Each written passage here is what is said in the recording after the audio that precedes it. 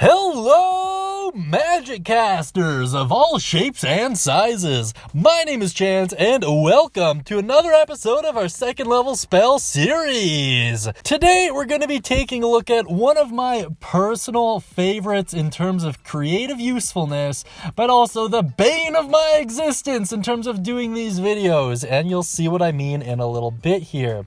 Today, we're going to be taking a look at Detect Thoughts.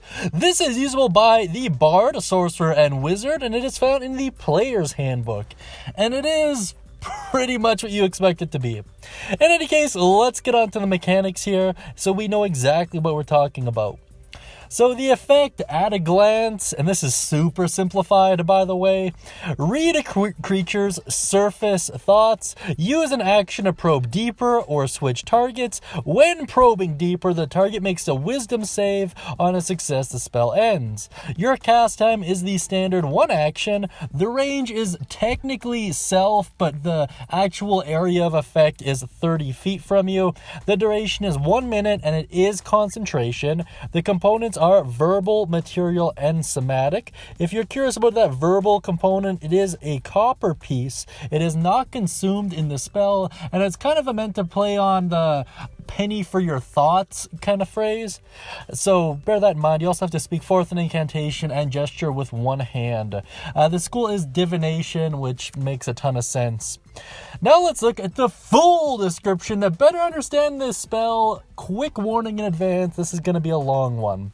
For the duration, you can read the thoughts of certain creatures. When you cast the spell, and as your action on each turn until the spell ends, you can focus your mind on any one creature that you can see within 30 feet of you. If the creature you choose has an intelligence of 3 or lower, or doesn't speak any language, the creature is unaffected. You initially learn the surface thoughts of the creature, what is most on its mind at the moment.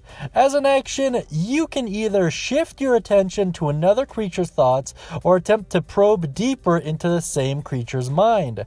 If you probe deeper, the target must make a wisdom saving throw.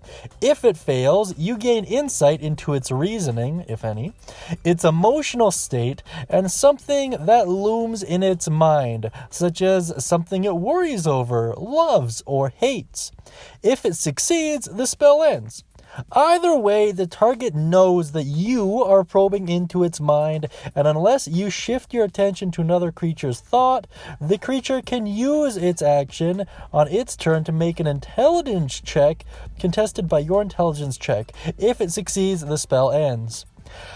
Questions verbally directed at the target creature naturally shape the chorus of its thoughts, so this spell is particularly effective as part of interrogation. You can also use this spell to detect the presence of thinking creatures you can't see. When you cast this spell, or as your action during the duration, you can search for thoughts within 30 feet of you. The spell can penetrate barriers, but 2 feet of rock, 2 inches of any metal other than lead, or a thin sheet of lead blocks you. You can't detect a creature with an intelligence score of 3 or lower, or one that doesn't speak any language. Once you detect the presence of a creature in this way, you can read its thoughts for the rest of the duration as described above, even if you can't see but still must be within range. Oh, my goodness. I was not looking forward to that. This was one of my least favorite ones to read.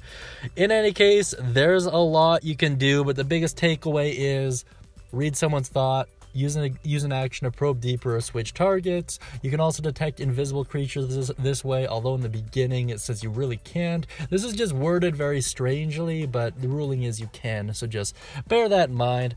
Now let's get to some fun stuff, some alternative uses.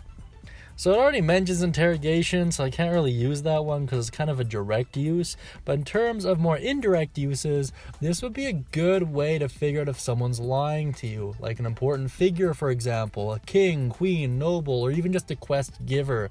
It's really, if anytime it's important to know that what you're being told is trustworthy and reliable, this spell can really help you out.